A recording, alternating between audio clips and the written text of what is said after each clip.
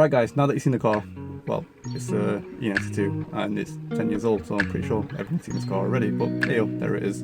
So onto the actual owner's point of view of this car. Now, I've had this car for just over 3 years, so I like to think that I've got to know this car quite a bit. Now, I'll start with the fuel. Reason for that is when I was in the market for buying this car, I came from an E90 320D. And coming from a 2 litre 4-cylinder to a 3 litre 6-cylinder is quite daunting for me that, well, can actually afford the fuel cost every day today. So, start with that first.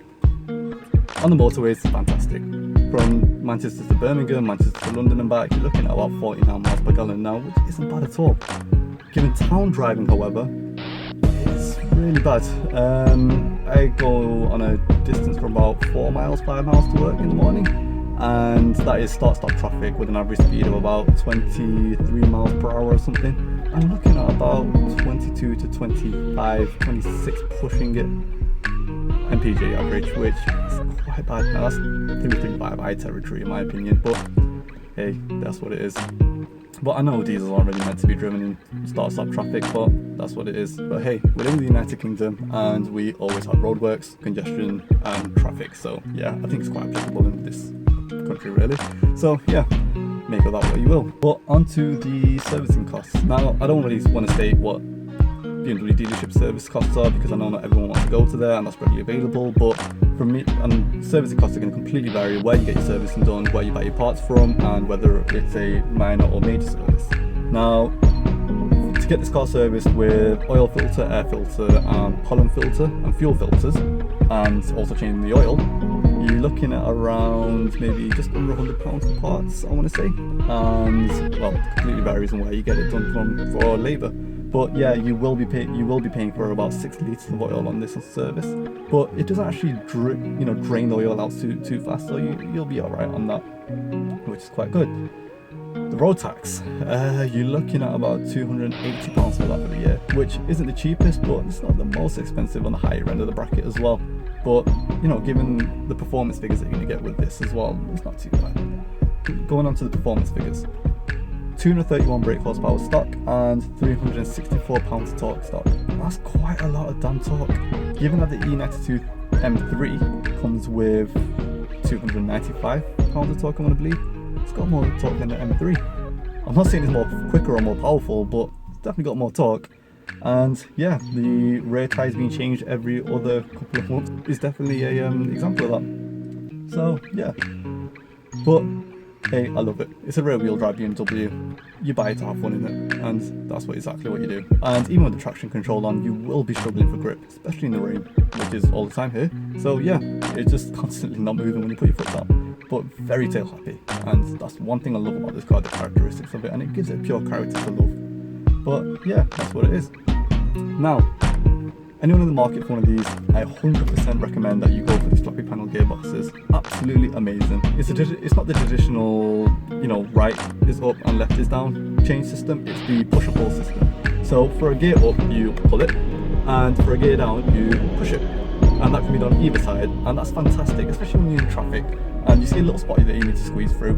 And rather than planting your foot down, dropping down 2 gears and going like an animal forwards, or wasting time putting into sports and shifting down like that, you can just push it down and you're off.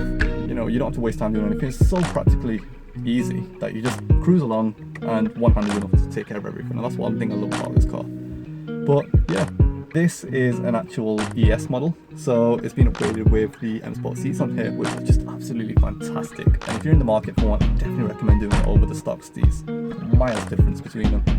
It's just the fact that you can configure it in so many different ways. I mean, the bolsters you can change the extended leg rest, and just the position of the seats are just fantastic, and they really do hug you in. And that's exactly what you want, that support and comfort from the same seat, which is quite hard to get actually.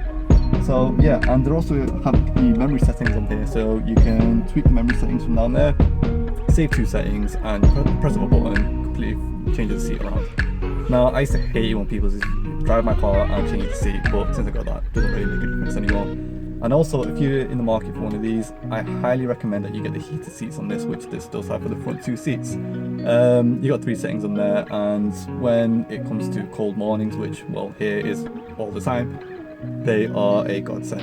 I mean, I actually wouldn't ever buy a car now with leathers and without having heated seats on there, just because after having them, I could never go back.